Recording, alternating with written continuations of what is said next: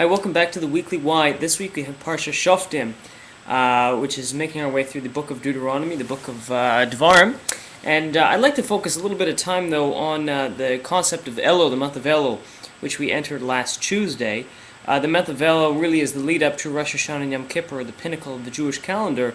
So there's certainly a lot of correlation between the Parsha and the time of the year, so I'd like to put a little bit of discussion into that. So, as I mentioned, we entered Elul last month, and this is the lead into Rosh Hashanah. And the sages say, when Talmud says that on Rosh Hashanah, that people's names are inscribed into one of three books. Okay, let's say for Tzadikim, the book of the righteous, the Sefer Rishonim, the book of the evil or the wicked, and the Sefer HaBeinonim, which is like the book of the in between.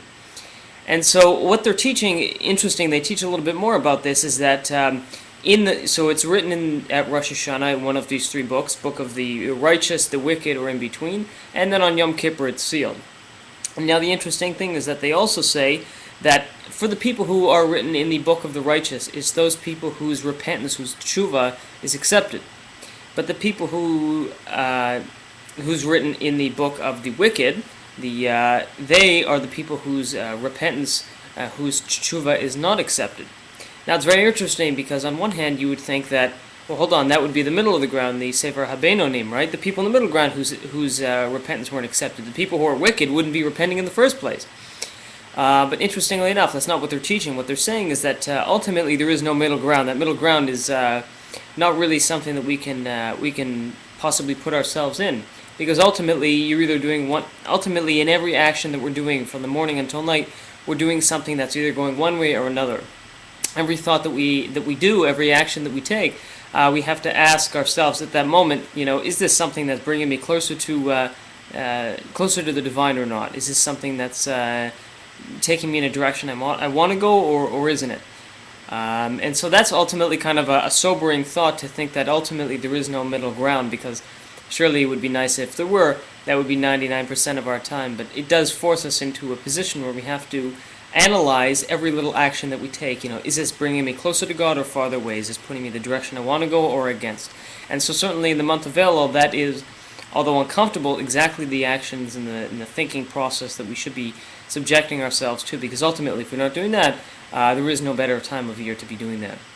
And so that can seem a little bit overpowering and a little bit intimidating, that wow, there's every minute of every day there's either A or B. It can seem a little bit quite scary.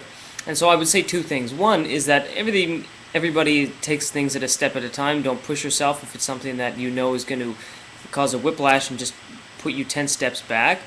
But most importantly, and here's the connection of the Parsha Shoftim, in this Parsha we hear a halacha, a law, that Jewish kings are required to bring with him at all times a copy of the Torah with him all the time.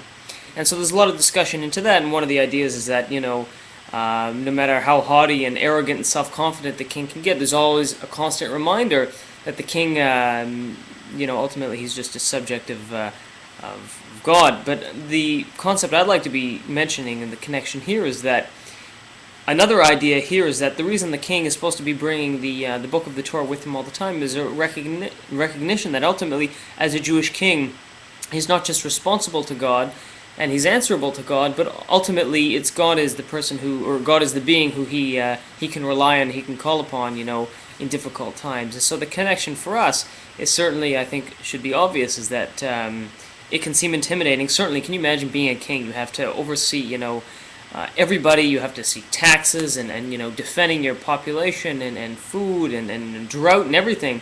It can seem overpowering, and nobody in the right mind would want to be in that kind of a situation. But ultimately, one of the purposes of carrying the Torah with him is to recognize, I'm not in this process on my own.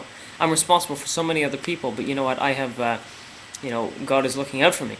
So that's something that is definitely a key message from the Parsha, is that, when we're looking at Rosh Hashanah and Yom Kippur and the 10 days of awe, 10 days of repentance in between, it can seem overpowering and say, there's no way I can possibly do one or another, I'll just let myself slip. And although that's a very attractive and easy way to think. Ultimately, if we put ourselves in the mindset and say, well, you know what, if this is Rosh Hashanah, God is there, He wants us to succeed, and ultimately there's nothing that He can't give us. We simply need to ask and put in our effort. And so that's incredibly overpowering.